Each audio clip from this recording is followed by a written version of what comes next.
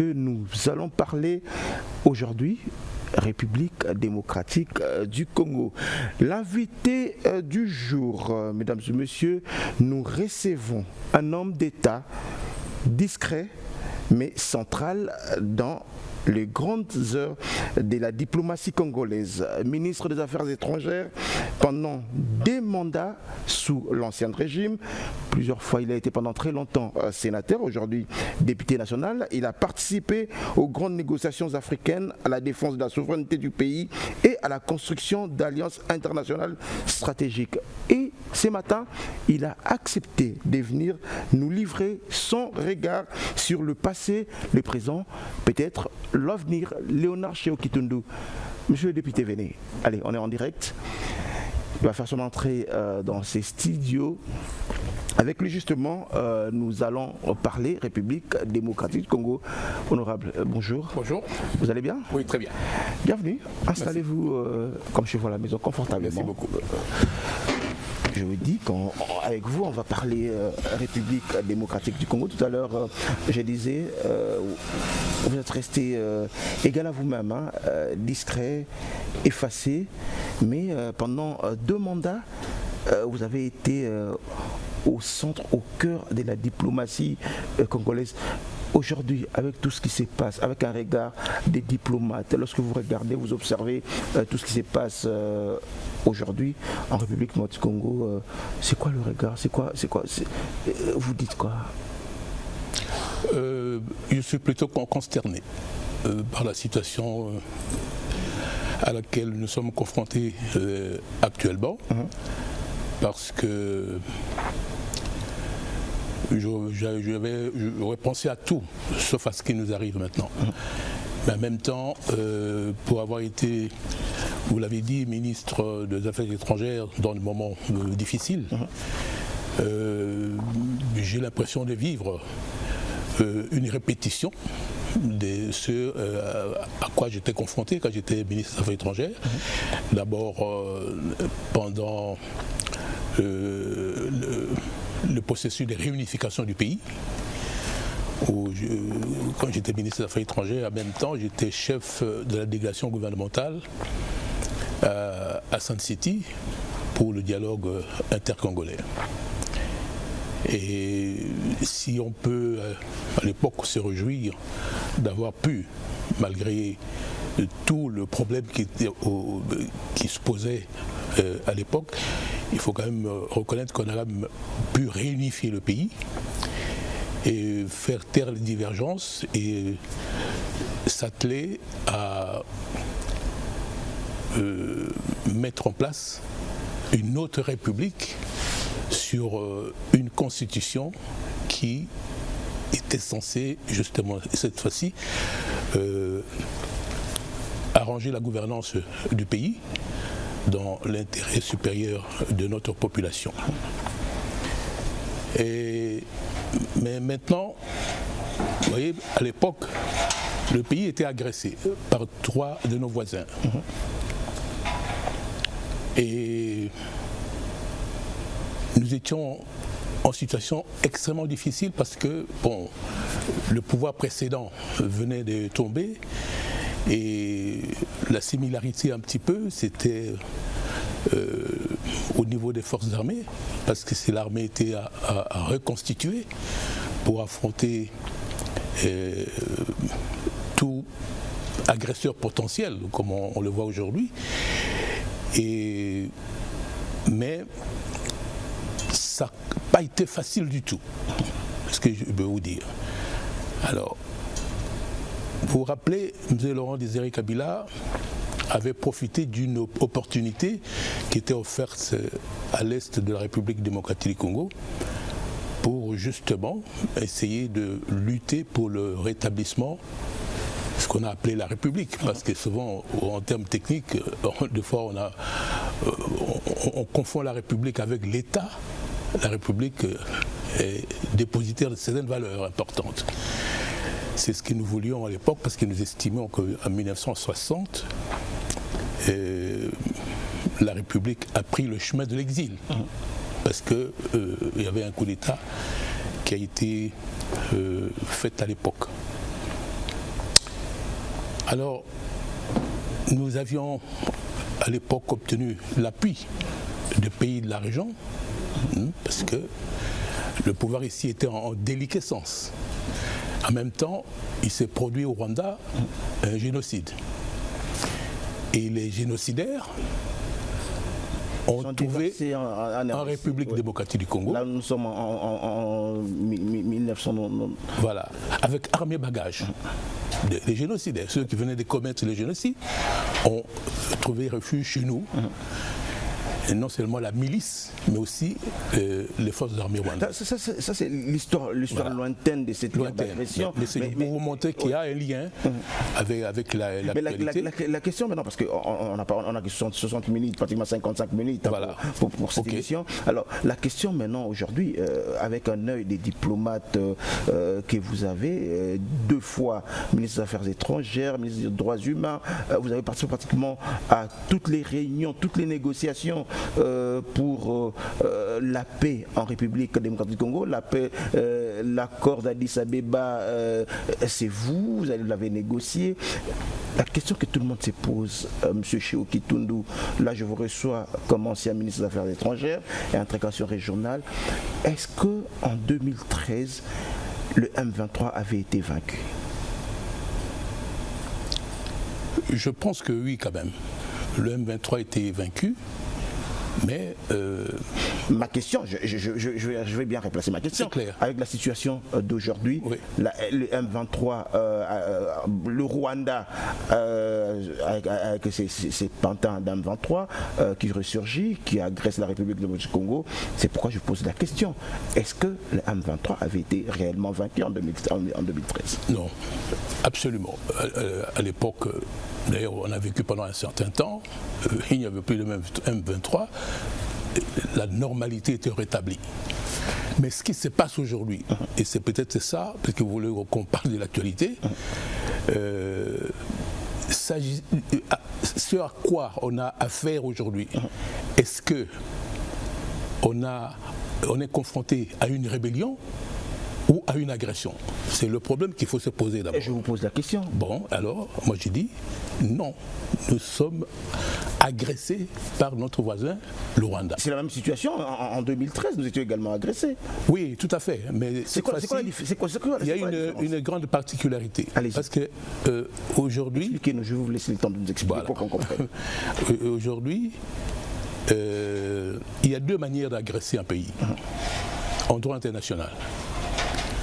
Soit une violation de l'intégrité territoriale directe par les troupes régulières d'un pays étranger, soit ce pays étranger, donc agresseur, utilise un subterfuge, c'est-à-dire armer les Congolais pour déstabiliser le pouvoir en place. Dans la situation que nous vivons aujourd'hui, Kigali a utilisé les 2 modalités. Premièrement, armer les Congolais pour déstabiliser leur pouvoir. Ça a commencé par l'occupation de Bunagana, il ne faut pas oublier. Et puis par la suite, donc ça c'est l'intervention indirecte qui transgresse la prohibition du recours à la force dans les relations internationales. Et puis après, Bunagana, c'était cette fois-ci l'occupation de Goma qui s'est étendue jusqu'à Bukavu et certaines localités environnantes.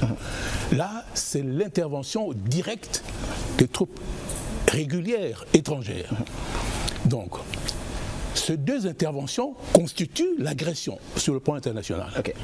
Donc, l'intervention indirecte est équivalente à une intervention directe. D'accord. Les 2 forment en droit international ce qu'on appelle l'agression. Alors j'ai envie de vous poser la question. Voilà. Moi, je reviens je reviens sur 2013, l'agression, le M23. Vous avez été pratiquement dans toutes les réunions pour le retour de la paix à l'époque.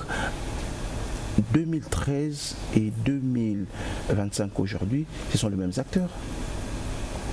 Oui, ce sont les mêmes acteurs, bien entendu. C'est pour ça que ce qui se passe aujourd'hui, c'est du déjà vu. C'est du déjà vu, c'est pour ça que je vous dis, c'est la reproduction de ce qu'on a déjà vécu. Alors, la question qu'il faut se poser aujourd'hui, c'est comment résoudre ce problème d'agression. Alors, il y avait deux possibilités. Soit une riposte militaire à l'agression, soit alors utiliser la voie diplomatique. Et comme vous savez, on a tenté une riposte militaire, mais vu le contexte interne du pays, vu aussi le refus de la communauté internationale dans son ensemble, on a abandonné l'option militaire, vu la sensibilité de la région, parce que, comme vous le savez, nous aussi, on a vécu des atrocités horribles, il ne faut pas le nier, mais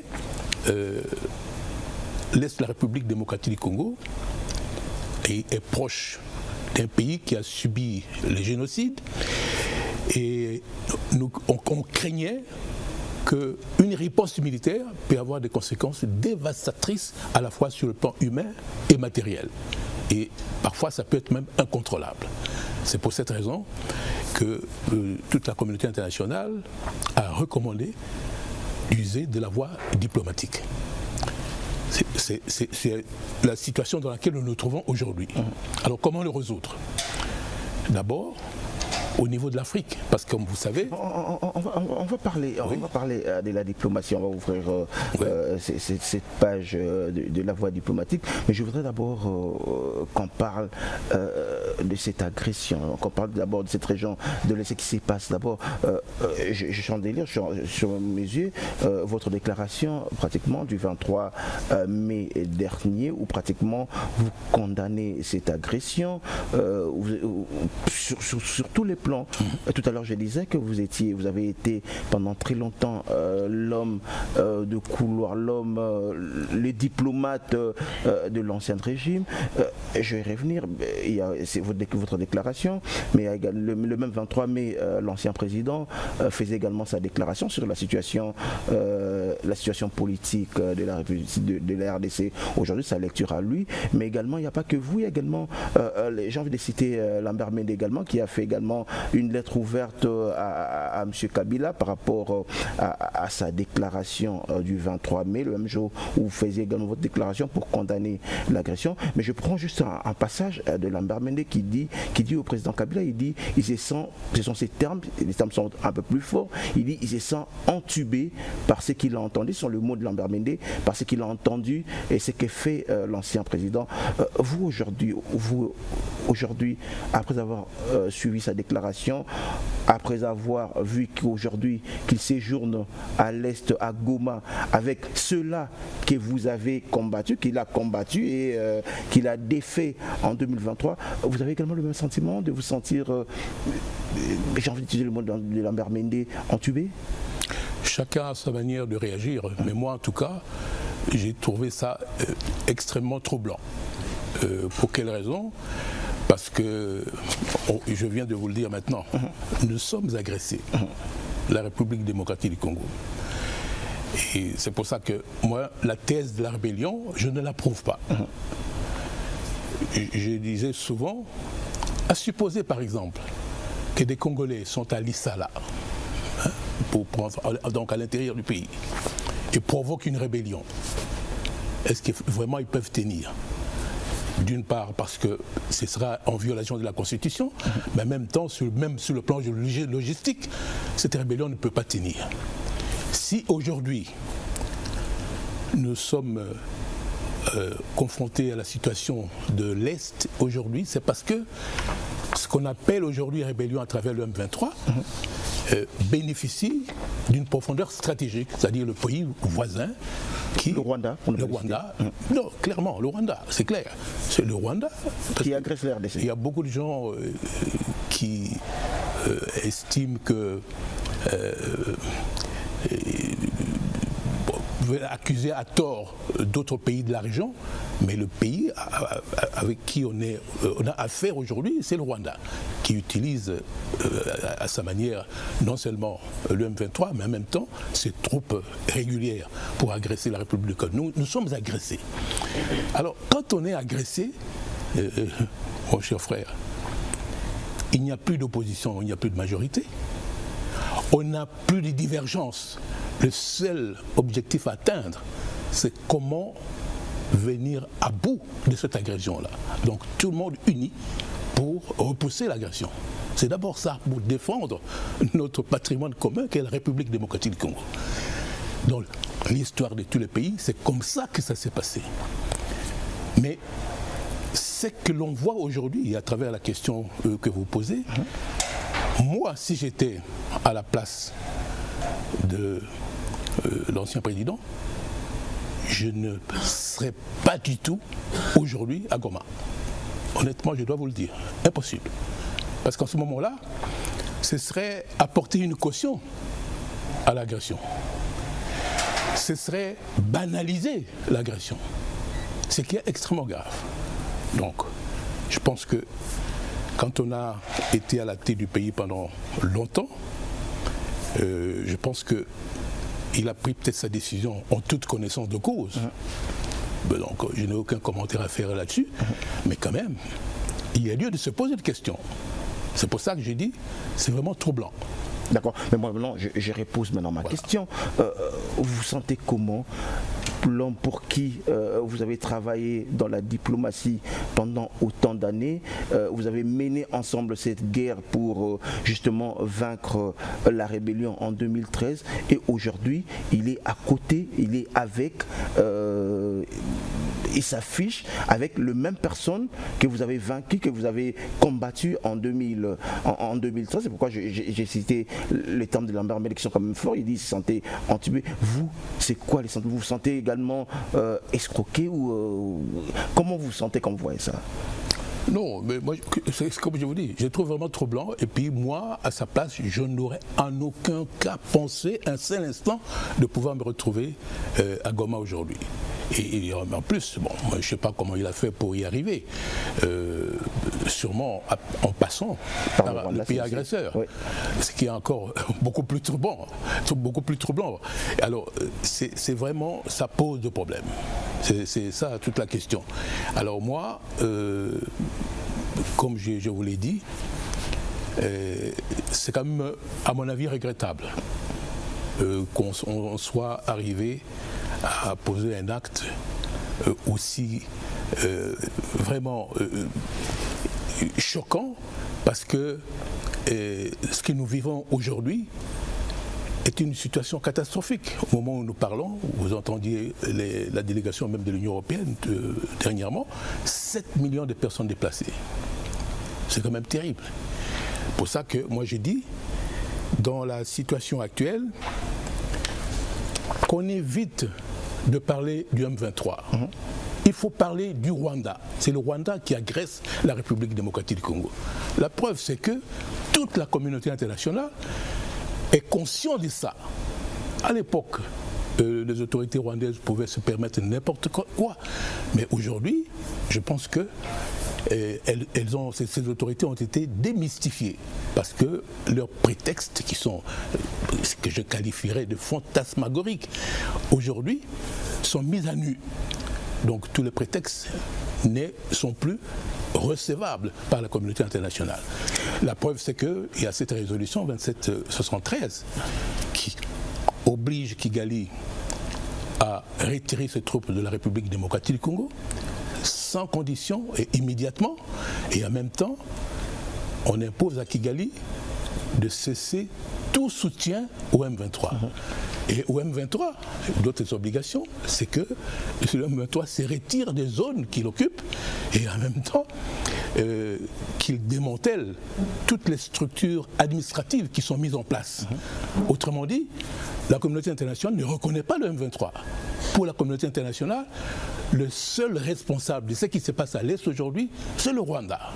C'est comme ça que, bon, d'autres on peut le considérer comme des sous-traitants de Kigali, des proxys comme on les appelle, mais le premier responsable de la situation à l'est de la République démocratique du Congo, c'est quand même Kigali, parce que sans Kigali, il n'y aurait pas de M23.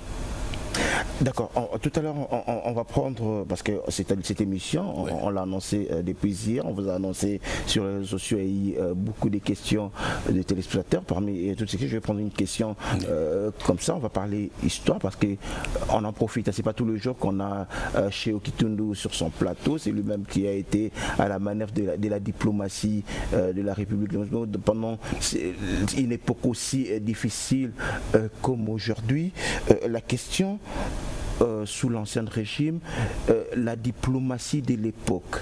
Et si vous comparez la diplomatie de l'époque et la diplomatie d'aujourd'hui, est-ce qu'à l'époque, la RDC avait-elle une vraie politique étrangère ou une diplomatie des réactions par rapport à aujourd'hui? Et les téléspectateurs continuent, ils demandent pourquoi Cheo Kitundu, qui a été ministre des Affaires étrangères à l'époque, il essaie de comparer avec la situation aujourd'hui. Le régime passé n'avait jamais cité l'agresseur de nom, alors que là vous nous dites que c'est pratiquement la même situation, c'est les mêmes acteurs.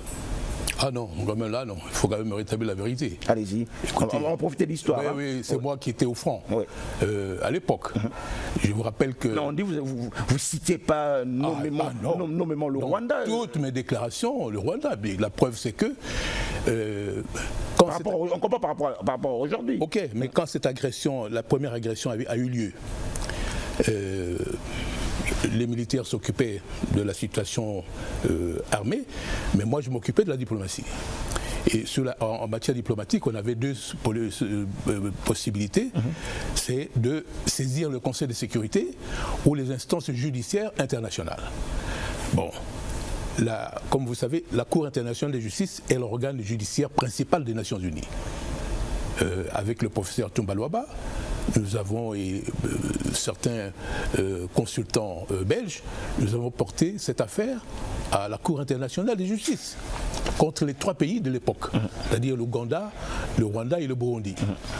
Bon, simplement, on a été débouté concernant les requêtes contre le Rwanda et le Burundi, tout simplement parce que ces 2 pays n'ont pas reconnu la juridiction obligatoire de la Cour internationale de justice.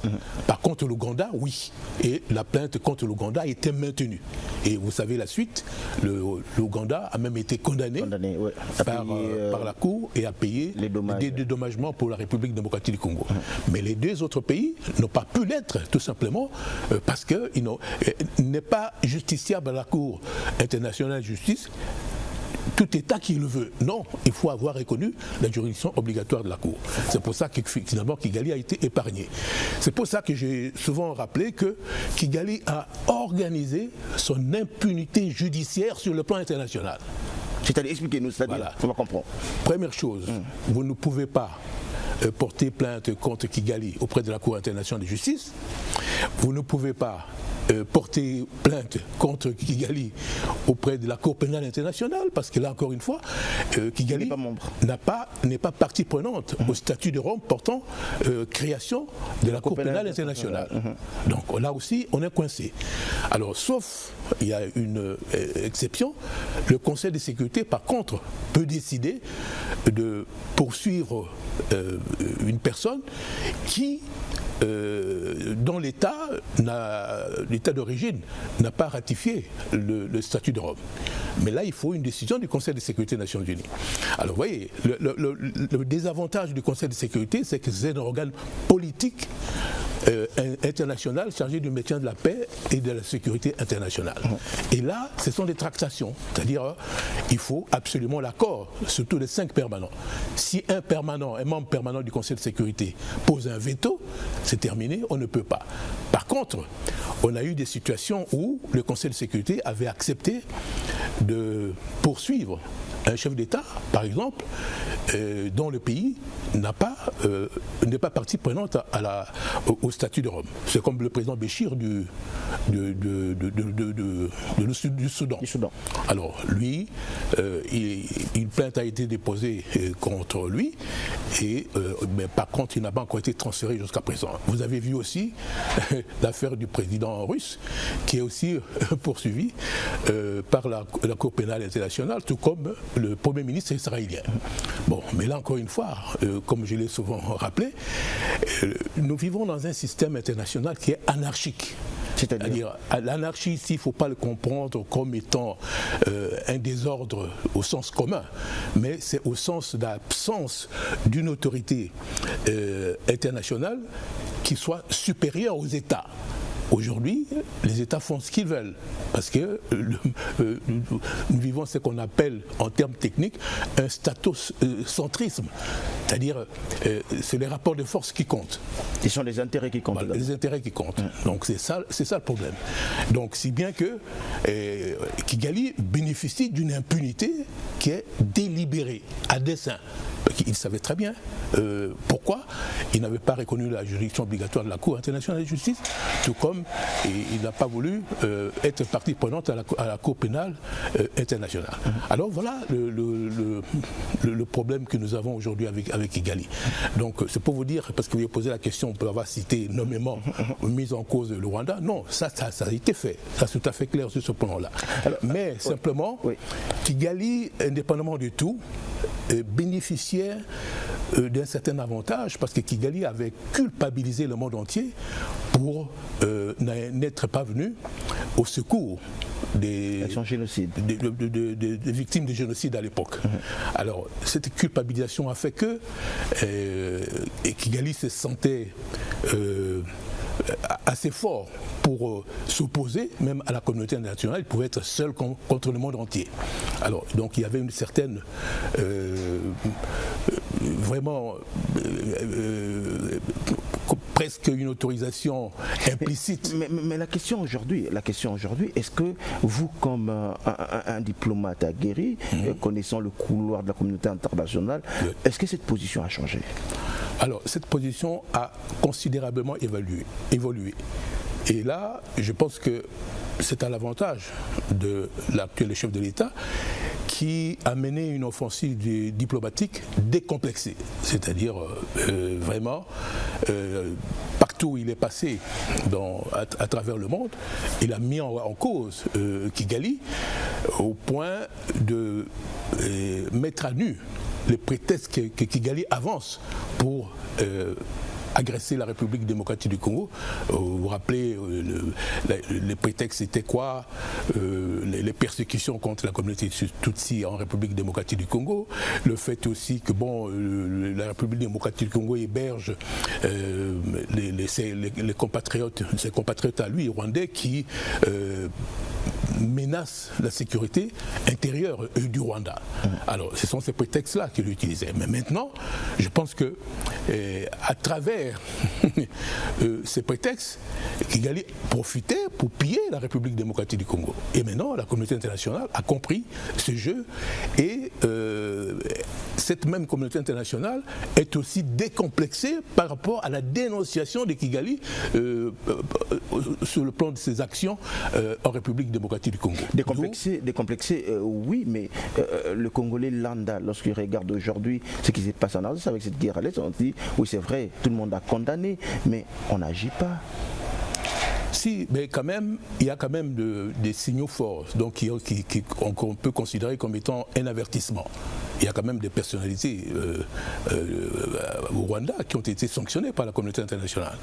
Et actuellement, je crois que puisqu'on a opté pour la solution diplomatique, là, on voudrait essayer de tout faire pour mettre à profit la recherche de la solution sur le plan des négociations entre les deux gouvernements.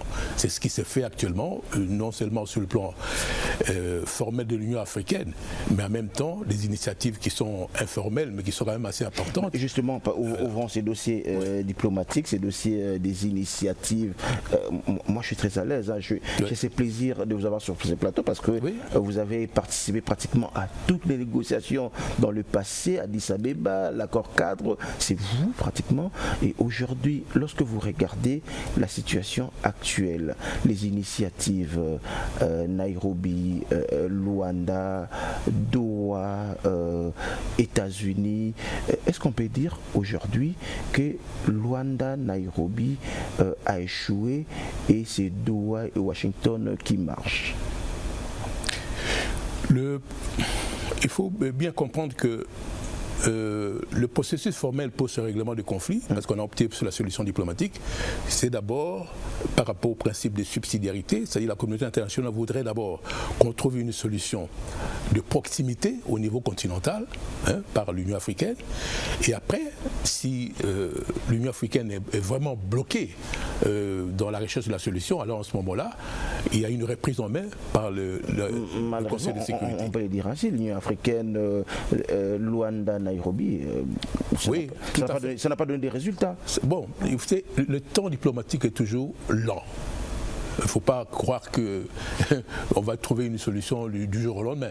Et d'ailleurs, si on a refusé la voie militaire, justement, c'est parce qu'on voudrait d'abord qu'on trouve une situation dans les négociations. Et les négociations, c'est des concessions à faire de part et d'autre. Et là, souvent, ça prend du temps parce que chaque pays voudrait sauver tout ce qui relève de la souveraineté de son État. Et c'est pour ça que ça prend du temps. Donc le temps diplomatique est souvent très lent, mais il ne faut pas désespérer. Mais c'est pour ça que il y a, et ça c'est au sein de l'Union africaine, c'est le processus qu'il faut appeler formel, parce que c'est dans le cadre d'une organisation continentale à laquelle nous appartenons. Bon, mais maintenant, il y a d'autres initiatives qui sont tout à fait informelles, comme celle de Doha.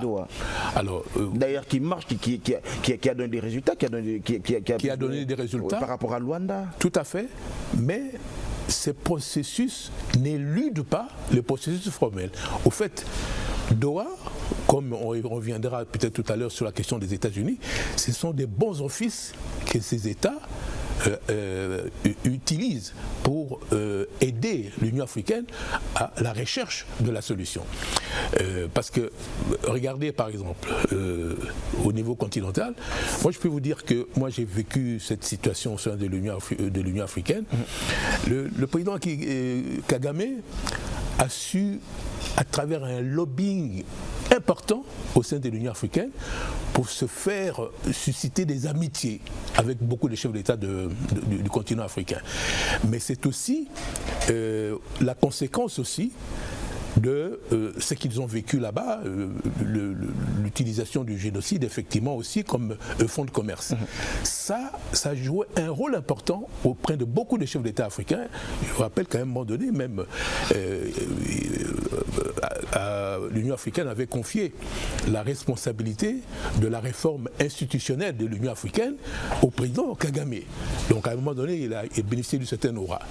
Alors souvent aussi, il y a un retard dû à cela parce que Kigali entretient des relations excellentes avec beaucoup de chefs d'État africains. Et là, encore une fois, beaucoup de chefs d'État n'osent pas dire réellement ce qui se passe ou adresser des remontrances à leurs collègues. Monsieur Cheikh, arrêtons-nous une minute. Ouais. J'ai envie de vous poser juste une question, une parenthèse qu'on va ouvrir, on va très vite refermer. Vous avez été ministre des Affaires étrangères, vous connaissez très bien. J'ai envie de vous poser une question directe. Comme ministre des Affaires étrangères à l'époque, lorsque vous portez la voix de la République démocratique du Congo pour dire que le Rwanda nous agresse, parce que vous avez dit vous portez le Rwanda nous agresse, lorsque vous discutiez dans le couloir à des Nations Unies ou bien de l'Union africaine, on vous disait quoi? À l'époque, c'était la même chose. Oui. C'est encore une fois une parenthèse, on va très vite la mauvaise conscience qu'avait la communauté internationale par rapport à Kigali à l'époque. C'est-à-dire qu'il y a des Rwandais qui sont en République démocratique du Congo et qui menaceraient la sécurité du Rwanda. Donc, c'est le même discours qu'aujourd'hui. C'est ce qu'on utilisait à l'époque. Et je vous rappelle que l'avantage qu'on a actuellement, parce que, comme je vous dis, la situation évolue, et puis il y a une nouvelle génération des chefs d'État qui montent au créneau et qui, eux, n'ont rien à voir avec ce qui s'est passé auparavant et une autre manière de concevoir la situation internationale et particulièrement la situation dans les Grands Lacs. Donc, à notre époque, on ne pouvait pas, d'une part, d'ailleurs, il faut quand même le reconnaître, et regardez même la résolution 2773, on ne parle pas d'agression, on dit simplement, on demande à Kigali de retirer ses troupes. Le mot agression ne sort pas, parce que le mot agression a des conséquences. Si on dit que, si par exemple le Conseil de sécurité parle d'agression, en ce moment-là, il faut en tirer les conséquences. C'est-à-dire, il faut utiliser la voie la plus forte, c'est par exemple la contrainte pour obliger cet État à se retirer du territoire où se trouvent ces troupes régulières. Alors, on parlait à notre époque des troupes non invitées. On ne voulait pas parler des agresseurs. Mais aujourd'hui, on parle de l'agression. Mais le Conseil de sécurité a utilisé même le terme agression. Non, le Conseil de sécurité dans la résolution, non. Je dois vous le dire. Parce que vous savez, cette résolution a été adoptée à l'unanimité. Donc les 5 permanents et les 10 autres non permanents. Mais le mot agression n'est pas sorti. Par contre, c'est implicite. Dès lors qu'on dit à un pays de retirer ses troupes de la République démocratique du Congo, bon, écoutez, dès lors que vous avez franchi la frontière, l'agression est déjà accomplie. J'ai dit tout à l'heure, au sens de la Charte des Nations Unies, il y a l'interdiction du recours à la force dans les relations internationales. Et cette interdiction est impérative. Vous ne pouvez pas enfreindre cette obligation-là. Bon, mais la situation que nous vivons aujourd'hui, c'est que pour la première fois, on a cité le Rwanda dans la résolution. Vous voyez ? Alors, à l'époque, on en parlait des troupes non invitées. Mais cette fois-ci, le Rwanda est expressis verbis cité. Mais alors, vous dites que l'agression, elle est implicite. Oui. Et lorsque on a cité le Rwanda nommément, même si dans la résolution, on ne les dit pas, mais vous dites lorsqu'il y a agression, je prends vos termes, hein, oui. Lorsqu'il y a agression, comme diplomate, vous êtes en train de m'expliquer qu'on doit imposer, on doit utiliser les moyens le plus forts. Mais pourquoi aujourd'hui, pour le cas de la RDC, la communauté internationale n'utilise pas les moyens les plus forts? Alors, c'est encore une fois la question. Le seul organe qui peut utiliser la force, il y a deux manières de forcer un pays à accomplir ses obligations. On utilise d'abord les moyens qui n'impliquent pas la contrainte, c'est-à-dire sur le plan économique, sur le plan diplomatique, tout. Mais si cette voie-là échoue, alors à partir de ce moment-là, le Conseil de sécurité est obligé d'user de la manière la plus forte, au sens, je crois, de l'article 42 de la Charte des Nations Unies. C'est là toute la question, mais encore une fois, comme je vous dis, le désavantage du Conseil de sécurité des Nations Unies, c'est justement le fait que c'est un organe politique. Et d'ailleurs, pour obtenir l'adoption à l'unanimité de cette résolution, il y a eu des marchandages terribles. Déjà. Donc, il y a eu un progrès parce que le Rwanda a été nommément cité, mais on n'est pas allé jusqu'à reconnaître formellement qu'il y a agression. On déduit de la résolution du Conseil de sécurité le concept d'agression, mais ce concept n'apparaît pas clairement, sauf par le fait que on oblige Kigali à retirer ses troupes du territoire congolais, ce qui équivaut justement à la violation de l'interdiction du non-recours à la force. Alors, est-ce qu'avec les négociations aujourd'hui, avec les initiatives aujourd'hui Doha, Washington, comme diplomate, est-ce qu'on peut encore parler de l'agression? Ah oui, non, l'agression, d'ailleurs, vous avez remarqué, même la délégation de l'Union européenne dernièrement, elle parle carrément d'agression. Mais ce que nous voulons, c'est que cette reconnaissance soit formalisée. Ce sera encore mieux. Mais comment le formaliser? Comment la RDC devrait faire pour formaliser ces reconnaissances? Mais c'est des tractations au sein de la communauté internationale. Il y a beaucoup d'intérêts en jeu. Hein, c'est ça tout le problème. Donc nous, en tant que négociateurs, nous devons prendre ça en considération. Et puis, comme je l'ai souvent rappelé, il faut recourir au concept de l'État stratège. C'est pour ça que je parle d'être dans une posture qui est diplomatico-stratégique. Justement, je voulais évoquer ça. Vous dites, je vais vous citer dans votre déclaration, vous dites ceci: pourtant, est-il de haute politique que les négociateurs congolais s'inscrivent dans le pourparler en cours dans une posture diplomatico-stratégique impliquant anticipation, réactivité, souplesse et pragmatisme. Ça veut dire quoi? Effectivement, c'est un conseil que vous donnez, c'est ce qui nous manque aujourd'hui peut-être. Quelque part, bon, moi je ne suis pas parmi les négociateurs, donc c'est difficile. Non, vous connaissez les méandres des négociations. Parce qu'aujourd'hui, le prétexte qu'avance Kigali de sa sécurité qui serait menacée depuis le territoire de la République démocratique du Congo est prise en considération par la communauté internationale. Et la communauté internationale est très compréhensive par rapport aux arguments avancés par Kigali. Alors, dans ces conditions, moi je l'ai toujours rappelé, même si ce que dit Kigali pour nous est un prétexte, et souvent d'ailleurs beaucoup de membres de la communauté internationale le reconnaissent très bien, il faut arracher à Kigali ce prétexte-là. C'est-à-dire qu'on prenne des dispositions pour que rien au monde, Kigali ne trouve encore un prétexte pour pouvoir agresser notre pays. Ça fait partie aussi de la stratégie parce que la solution militaire a été exclue. Donc ici, nous sommes en situation diplomatique. Par conséquent, il faut qu'on regarde très bien, qu'on analyse très bien quel est ce prétexte pour la communauté internationale. Aujourd'hui, quand vous discutez avec même les ambassadeurs ici sur place, ou même dans les organisations internationales où nous effectuons des missions, on vous rappelle toujours, et même dans la résolution, et c'est pour ça que c'est toujours embêtant de le rappeler, mais c'est tout à fait clair. Il y a 3 séries d'obligations qui ont été formulées contre les 3 parties au conflit. D'une part, le Rwanda, retirer ses troupes sans condition, cesser toute aide au M23. Au M23, c'est retirer des zones qu'il occupe, démanteler les zones administratives qu'il a mises en place. Et pour la République démocratique du Congo, tout faire pour neutraliser les fameux FDLR, donc les Rwandais, que Kigali accuse de menacer sa sécurité depuis le territoire congolais.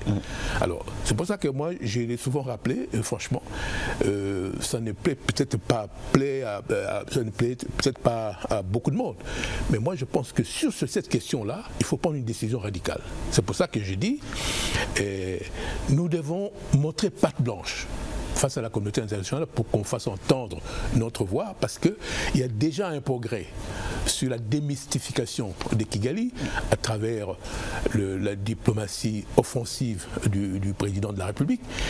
Mais il ne faut pas qu'on s'arrête là, il faut qu'on aille jusqu'au bout pour montrer que non, actuellement, Kigali ne saurait en aucun cas être menacé depuis le territoire de la République démocratique du Congo. Ce sont des engagements qu'il faut faire, mais aussi des gestes forts qu'il faut prendre pour finalement rassurer la communauté internationale. Pour quelle raison? Ce n'est pas simplement rassurer Kigali, c'est rassurer ceux qui sont réceptifs aux arguments avancés par Kigali, parce que nous avons opté pour la solution diplomatique.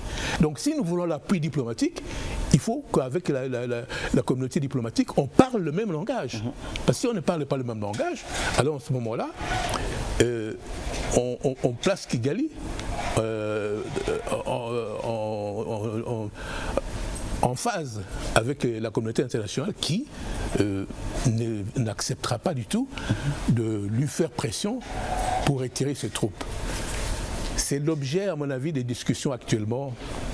À mon avis, je ne suis pas là-bas.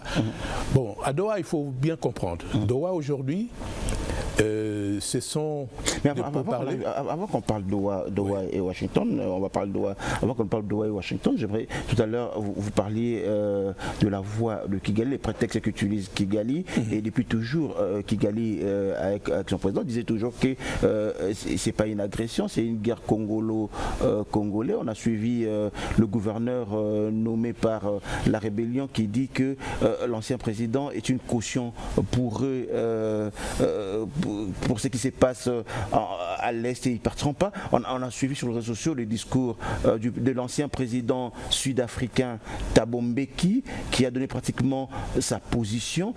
Est-ce qu'aujourd'hui, avec ce que fait l'ancien président, je voudrais revenir sur ça, est-ce que ce n'est pas détruire carrément les efforts diplomatiques que fait le président Tshisekedi et la RDC? C'est pas donner du béquille pratiquement à nos agresseurs? Bon, vraiment, c'est le cas, c'est pour ça que c'est troublant.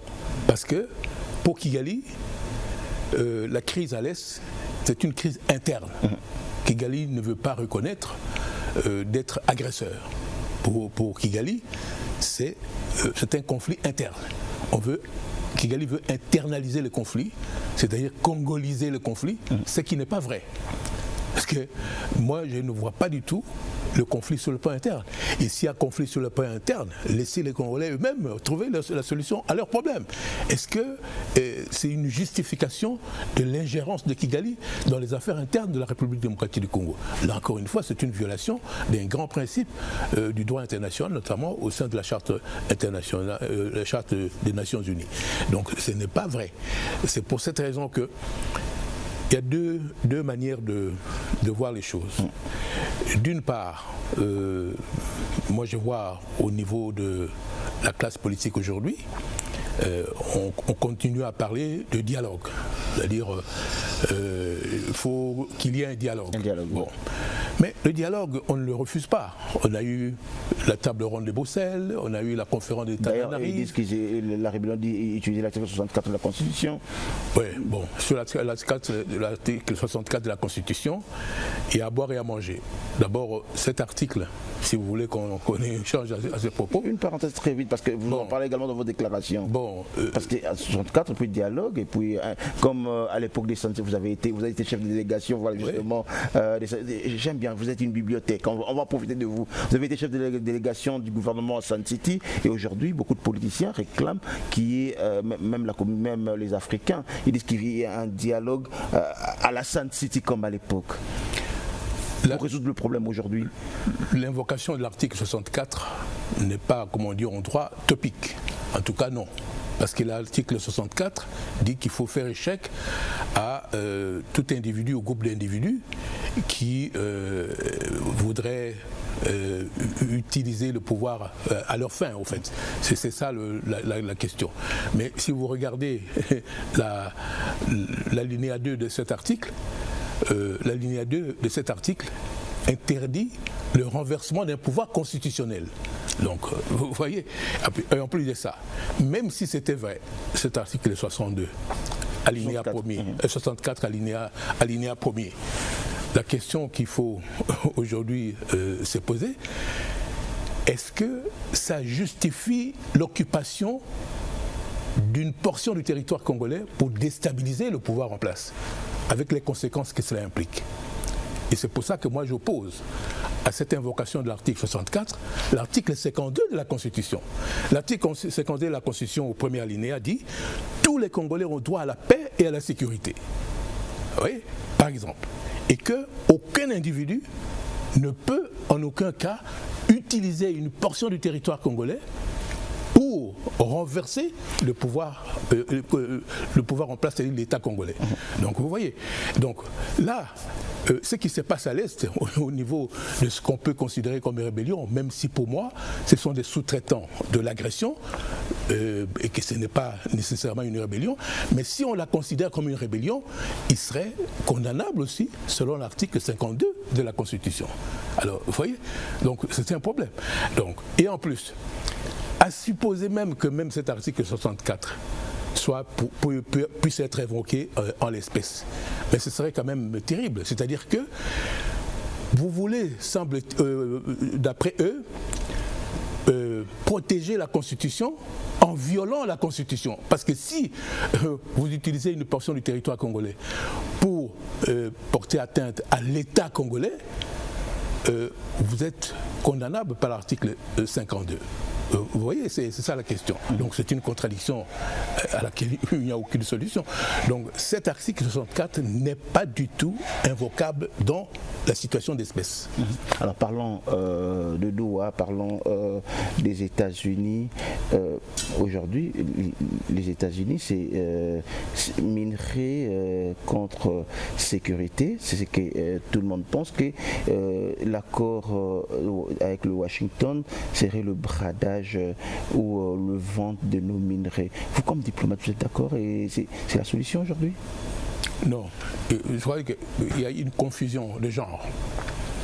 Il y a deux choses ici qu'il faut prendre en considération. Mais si je vais aller là par ma question, oui. Si je vais aller là avec ma question, on essaie de comparer. Beaucoup de gens essaient de comparer l'ancienne époque, l'ancien régime, qui dit qu'il avait vaincu le M23. Ils disent que bon, on n'avait pas utilisé ces leviers de donner nos minerais à Washington pour nous assurer notre sécurité. Non, c'est une opportunité qui s'offre. Et nous ne pouvons pas non plus ne pas exploiter cette opportunité-là. La question qui se pose aussi, il y a deux problèmes. Il y a d'abord la recherche au conflit qui nous oppose à Kigali. Et puis ensuite, dès lors qu'on a opté pour la solution diplomatique, comment faire pour que nous trouvions les moyens de empêcher Kigali d'être encore tenté par une manœuvre agressive. Alors, concernant la situation du conflit, la recherche d'une solution au conflit qui nous pose à Kigali, il y a eu cette rencontre de Doha entre les deux chefs d'État et l'émir du Qatar. C'est une initiative personnelle prise par l'émir du Qatar qui a marché en fonction des relations privilégiées qu'il a avec les deux États. Mais aussi pour préserver aussi ses propres intérêts, parce qu'il a des projets d'investissement en RDC et il a beaucoup investi là-bas au Rwanda. Bon, mais ça... Et puis, dans un premier temps, les deux chefs d'État se sont rencontrés et après... Il était question maintenant, c'est encore une fois la pression de la communauté internationale qui voudrait que, même si il y a un problème avec le M23, il est nécessaire d'engager un dialogue avec eux, mais à leur niveau. C'est pour ça que le gouvernement a délégué une délégation pour aller rencontrer le M23, parce que, qu'on le veuille ou non, ils ont mis le gouvernement congolais devant un fait accompli en occupant une partie du territoire. Et puisqu'on ne veut pas des solutions militaires, il faut quand même parler pour voir comment on peut trouver un compromis pour que ces gens se retirent en respectant la résolution du Conseil de sécurité des Nations Unies. Alors, mais ici, l'autre initiative qui vient... Washington. C'est Washington. Washington, ici... J'ai envie de vous poser une question directe, M. Kitundu, Léonard Kitundu, ancien ministre des Affaires étrangères. Est-ce que l'initiative de Washington, avec l'accord, la signature de l'accord d'intention, est-ce que c'est le bradage de richesse de la RDC? Faux. D'abord, il y a deux problèmes à Washington. La recherche de la solution au problème du conflit qui nous oppose à Kigali. Et après, il y a une proposition d'instaurer un partenariat stratégique avec les États-Unis pour la coopération sur le plan économique. Mais cette coopération peut avoir une influence sur la sécurité de la République démocratique du Congo. De quelle manière? C'est que vous savez que tous les pays du monde aujourd'hui comptent pour la création des emplois ou même pour le développement, ils comptent sur les investissements directs étrangers, les capitaux directs étrangers qui viennent de l'extérieur. Parce que nous ici, l'épargne n'est pas suffisante.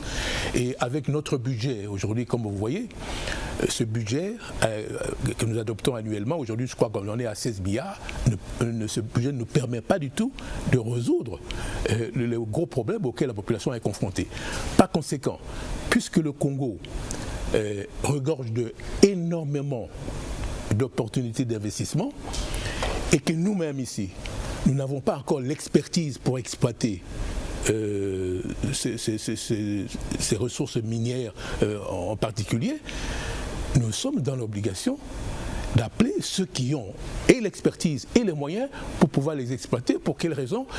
Cette exploitation est génératrice d'abord des emplois et en même temps des richesses, et en même temps conforte le budget de l'État pour nous permettre de résoudre les gros problèmes auxquels le pays est confronté. La Chine, la République populaire de Chine aujourd'hui, c'est un pays communiste. Mais qui a fait de la Chine aujourd'hui au point de devenir la deuxième puissance économique du monde? Mais ce sont les capitaux occidentaux qui ont fait de la Chine ce qu'elle est aujourd'hui. Mais nous avons une situation un peu particulière. Oui. Après la signature de cet accord d'intention de Washington sur le deux ministres des Affaires étrangères, il y a une phrase qui est sortie justement de cet accord où on dit la gestion commune des richesses, gestion de nos parcs, de nos richesses, et c'est là où tout le monde se pose la question. Non, mon frère, ça, ce n'est pas encore un accord. Est-ce qu'on n'est pas revenu de la question maintenant? Oui. C'est comme si Washington nous ramène à ce que disait Sarkozy à l'époque, lorsqu'il est venu ici à Kinshasa, au Parlement. Sarkozy a dit qu'il faudrait qu'on puisse partager les richesses, ça serait la solution. Il faut rassurer les compatriotes. Qu'on le veuille ou non, on ne va pas déplacer le Rwanda. Nous sommes avec le Rwanda au CPGL. Vous savez ça. On est avec le Rwanda à la CEAC. On est avec le Rwanda au COMESA.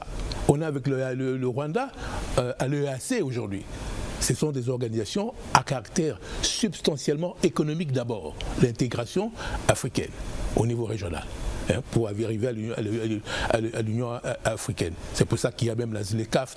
Donc, de toutes les manières, qu'on le veuille ou non, on sera à un moment donné obligé de coopérer avec le Rwanda à travers le rétablissement diplomatique qui sont en cours. C'est ça qu'il faut bien comprendre. Donc ici, ce qui a été fait, cette déclaration de principe, c'est comme des termes de référence. Mais ce n'est pas encore l'accord de paix. Mais déjà de la terme de référence, parce qu'on dit que non, gestion commune de parcs. Non. Mon cher, je crois que même le ministre, votre ministre l'avait rappelé l'autre fois, j'ai entendu. Parmi le premier principe, c'était quoi?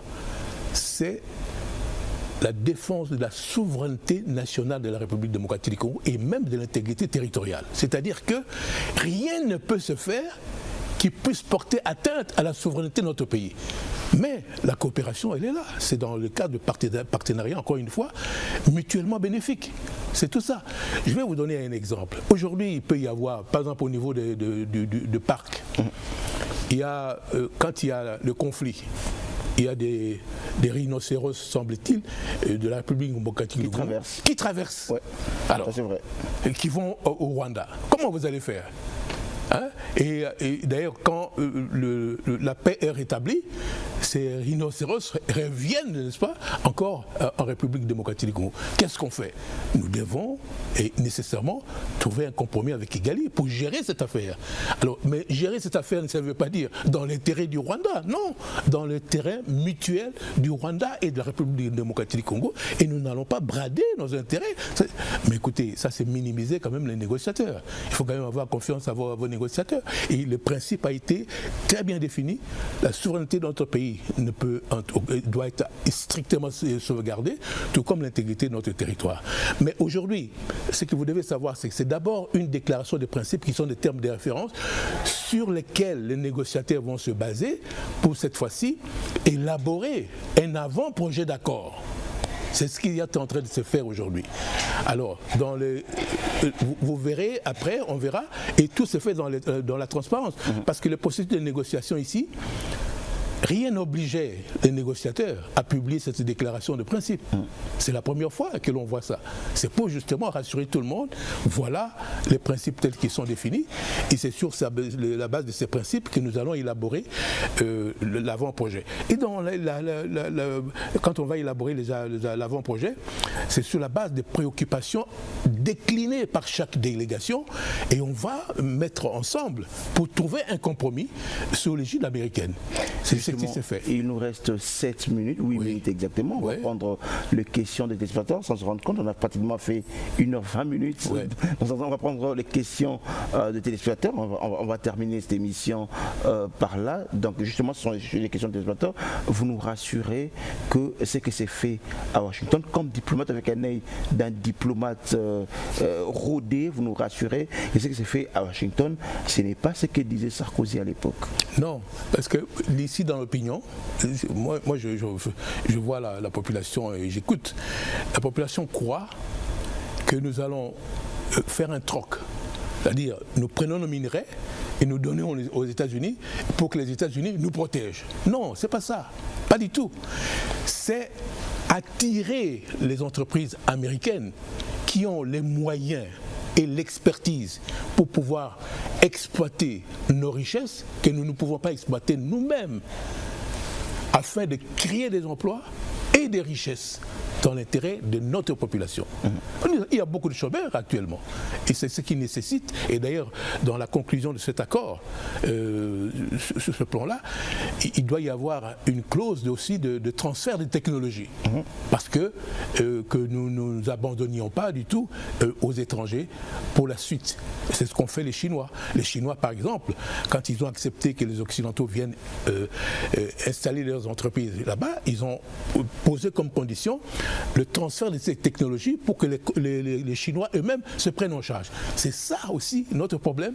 Et là, ça implique aussi, je dis en passant, qu'on mette l'accent sur l'Institut national de la préparation professionnelle. INPP. C'est très important parce que ça va de la nécessité effectivement de favoriser l'attractivité des entreprises qui sont en quête d'opportunités d'investissement, parce qu'il faut que ces entreprises trouvent une main d'œuvre qualifiée sur place. Justement, on va prendre le carton. On est déjà dans les questions des téléspectateurs. On va terminer. Vous parlez tout à l'heure du contrat chinois. À l'époque, vous étiez ministre des Affaires étrangères. Lors de cette négociation du contrat chinois, il y a une question qui est revenue sur ces contrats chinois. 3,5 milliards à l'époque négociés. Lorsque l'actuel régime est revenu, l'actuel a revu le contrat chinois à 7,5 milliards, mais vous avez négocié 3, est-ce que c'était pas, on ne nous avait pas escroqué? Non, malheureusement, moi je n'étais pas aux affaires à cette période-là. Moi j'étais au Sénat. Donc pendant les 2 législatures depuis 2007, moi j'étais au Sénat. C'est mon prédécesseur de l'époque qui était au four et au moulin pour cet accord avec la Chine. Donc là, je ne peux pas vous donner des détails à ce propos. D'accord. Alors, une autre question de téléspectateur, je vais la lire pratiquement. Je vais lire cette question de téléspectateur. Il dit, pour avoir été très proche de Joseph Kabila avec différentes fonctions, comment il se sent dans sa nouvelle peau? Si le régime passé a échoué, n'en est-il pas un des grands acteurs? Quelles sont les raisons qui l'ont poussé à quitter Joseph Kabila? Ça ne peut pas être des raisons pécuniaires parce qu'il en a eu suffisamment. Ben, écoutez, si vous croyez que quand on est ministre on a de l'argent, alors vous vous trompez joliment. Moi, aux affaires étrangères, je vivais de mon salaire et en plus des frais de mission. C'est tout. Le ministère des Affaires étrangères n'est pas générateur de recettes. Non, ça c'est pas ça sa question. Sa question, je répète sa question. La question, il dit, pour avoir été très proche de Joseph Kabila avec différentes fonctions, comment c'est une question à 3 volets, après ce que j'ai compris. Pour avoir été très proche de Joseph Kabila avec différentes fonctions, comment il se sent dans sa nouvelle peau? Actuellement? Oui. Mais la même chose. Je sers l'État, je suis parlementaire. Comme pendant que l'ancien président était là, moi j'étais au Sénat pendant 10 ans. j'étais à mon aise.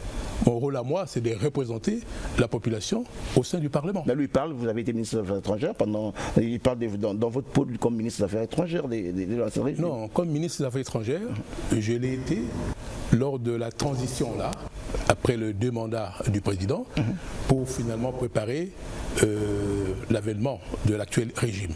C'est là que moi j'étais ministre des Affaires étrangères. D'accord. Alors là, l'autre volet de la question, il dit, si le régime passé a échoué, n'en est-il pas un des grands acteurs? Non, pas du tout.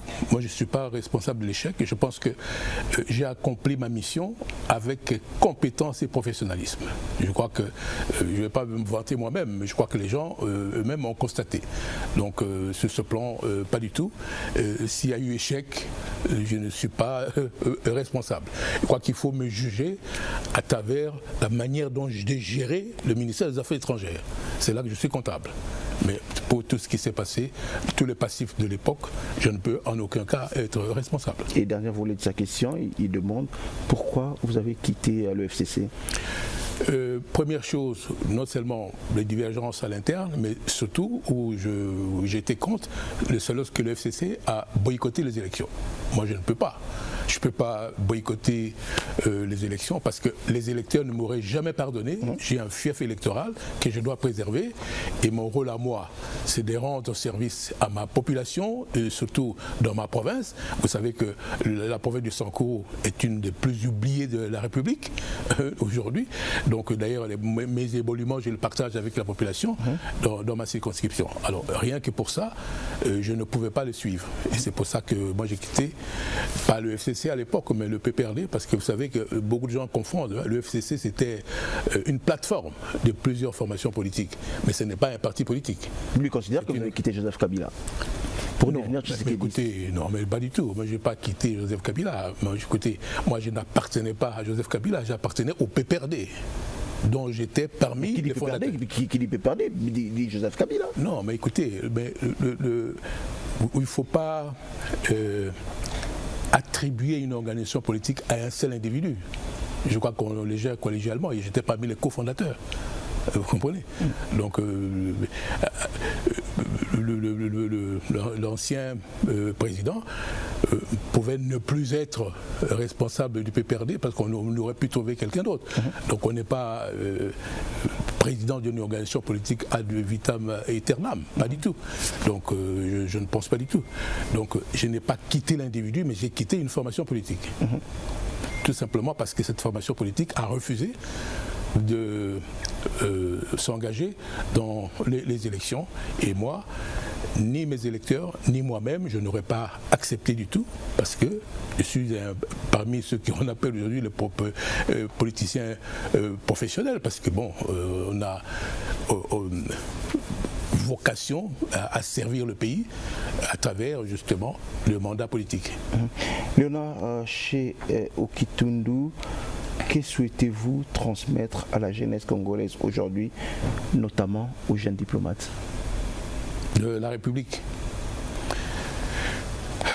Aux jeunes diplomates aujourd'hui, je pense que c'est toujours important qu'il y ait un renforcement des capacités. Parce que le monde évolue et nous devons, nous, être en phase avec l'évolution de ce monde. Et comme vous savez, les grands piliers de la République, il y a des ministères importants, c'est quand même les affaires étrangères, c'est la défense nationale et le ministère surtout de l'économie. Donc la diplomatie est un pilier important pour le développement du pays, mais pour ça, il faut disposer d'une expertise qui vous permet justement de défendre le pays à l'extérieur. Et ça, c'est extrêmement important. On vient de parler de négociations maintenant, mais si vous n'avez pas des diplomates qui sont aguerris, qui ont un background, une formation requise, alors en ce moment-là, vous ne pouvez pas valablement représenter ou négocier pour les intérêts de la République démocratique ou à l'extérieur. Pour avoir été au cœur du pouvoir sous l'ancien régime, peut-on parler des continuités entre les politiques Kabila Tshisekedi? Continuité dans quel sens? Continuité de l'État. Ah oui, mais de toute façon, quand un nouveau... J'essaie de comprendre la question de l'État. Il compare le deux régimes, le deux politiques, politique Kabila et politique Tshisekedi. Est-ce qu'aujourd'hui, on peut parler de la continuité ou bien il y a rupture? Non, il y a certains dossiers qui font partie justement de la continuité de l'État. Là, vous pouvez continuer, c'est-à-dire on commençait sous l'ancien régime et qu'il faut maintenant continuer. Mais la politique Kabila et la politique Tshisekedi, y a-t-il continuité ou il y a rupture? C'est deux. Il y a une autre manière de gérer la politique de la part de l'actuel président qui n'était pas celle de l'ancien président. Donc il y a... ce sont deux personnalités d'abord différentes, et avec aussi une manière d'aborder la chose politique qui est quand même assez différente. Je crois que le président actuel a une autre personnalité que celle de l'ancien président. Laquelle vous préférez? L'ancienne ou la nouvelle politique? On va terminer par là. Bon, on va se lever pour terminer. Ça dépend. L'actuel, c'est... Il essaie d'abord... Il n'est pas taiseux comme l'ancien président, donc et souvent c'est difficile de connaître les intentions à l'époque de l'ancien président parce que c'est quelqu'un qui était un peu renfermé, mais ici le nouveau président est beaucoup plus direct, beaucoup plus excentrique, et on arrive justement à comprendre effectivement ce qu'il veut. Toute dernière question, Monsieur Léonard chez Okitundu, avez-vous un non-dit ou une vérité que vous souhaitez dire? Non, ici, la grande préoccupation des Congolais aujourd'hui, c'est que notre pays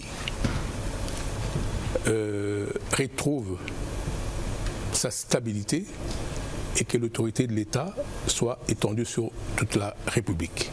C'est pour ça que j'ai dit que, actuellement, tous les acteurs politiques devraient être rassemblés pour venir à bout de l'agression. Ça devrait être une question prioritaire pour l'instant. Mais moi j'ai l'impression, pour paraphraser un peu Jacques Chirac, et c'est ce que moi j'ai dit dans mon intervention dernièrement, la maison congolaise est en train de brûler et certaines personnes regardent ailleurs. Autrement dit, c'est comme si nous acceptons le fait accompli aujourd'hui à Goma et à Bukavu. C'est comme si on est en train de banaliser l'agression, ce qui n'est pas normal.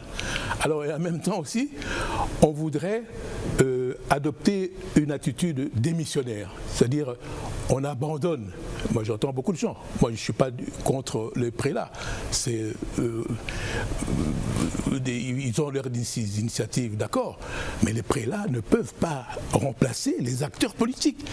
Alors ce qui se passe actuellement, j'ai plutôt l'impression comme s'il y a une faillite de la classe politique, parce que celle-ci ne veut pas prendre ses responsabilités, alors que la maison congolaise est en train de brûler. Aujourd'hui, s'il n'y avait pas de pression sur le plan international, moi je ne sais pas ce qu'on serait devenu aujourd'hui. C'est pour ça que, quelles que soient nos divergences, voyons l'intérêt supérieur de la République démocratique du Congo d'abord, et puis tout le reste viendra après.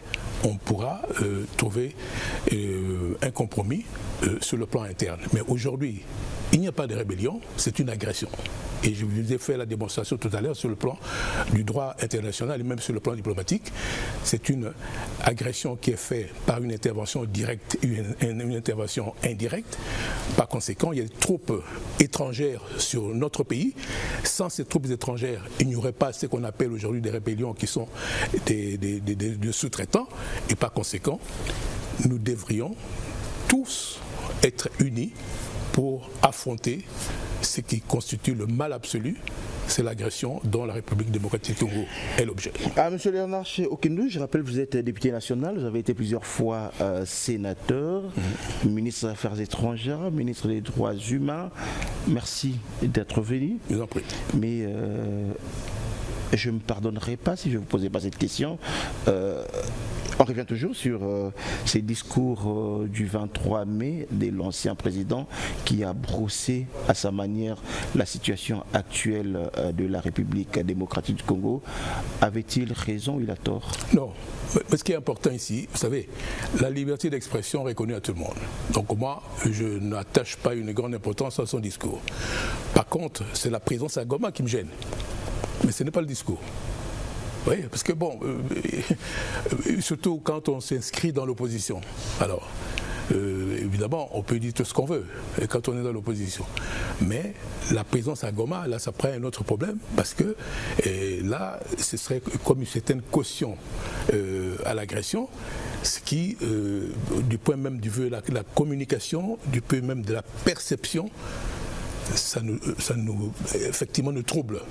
C'est plutôt sur ce plan qu'il faut voir, mais pas la déclaration. Donc on peut dire aujourd'hui, on peut donner raison à Félix Tshisekedi qui disait que la M23 de l'AFC, c'est Joseph Kabila, avec sa présence à Goma. Ah, ça, je ne peux pas le dire. Mais moi, je constate simplement qu'il est à Goma, c'est sa présence est à Goma. Mais dès lors, à établir un lien de cause à effet entre le fait qu'il soit commanditaire de l'agression ou pas, je ne sais pas. Est-ce que c'est une opportunité qu'il exploite? Je ne sais pas. Là, à cette question-là, je ne peux pas vous répondre. Mais la simple présence à Goma, moi, à mon avis, ça me gêne. Mais vous savez, c'est un ancien chef d'État. Je crois qu'il a pris sa décision en âme et conscience, en toute autonomie. Bon, il assume ses responsabilités. Mais moi, si j'étais à sa place, je ne me retrouvais pas du tout à Goma aujourd'hui. Merci, Léonard Seketundu. On peut considérer ça comme le mot de la fin ou bien vous avez notre voix placée? Voilà, ça va très bien. Merci beaucoup. Voilà. Revenez quand vous voulez. C'était un plaisir de vous savoir sur ces plateaux, de vous avoir sur ces plateaux. Oui. Beaucoup de gens condamnent les intellectuels congolais de n'avoir pas écrit le mémoire. Un jour, on pourra lire le mémoire de Seketundu. Vous préparez vos mémoires, vous préparez un livre ou bien... Absolument. Je suis en train de me préparer pour ça. Et ce sera vraiment quelque chose que peut-être que j'attendrai la réaction effectivement de tous les lecteurs potentiels. Merci beaucoup. On va vous conduire, Monsieur Léonard Seketundu. Allez, mesdames et messieurs, on a fini cette émission. C'était un plaisir de vous tenir compagnie depuis 10h30. Je vous retrouve avec tout le plaisir et tout le bonheur le jeudi prochain à 6h. Mais faites très attention. C'est que nous avons des précieux à protéger. C'est la République démocratique du Congo. Nous devons taire nos divergences pour l'intérêt de la République démocratique du Congo et bouter dehors l'agresseur, cet ennemi de la paix, cet ennemi de la RDC, c'est lui qui tue le Congolais aujourd'hui à l'Est, le Rwanda, faisant bloc autour du gouvernement, autour des institutions de la République démocratique du Congo. Au revoir.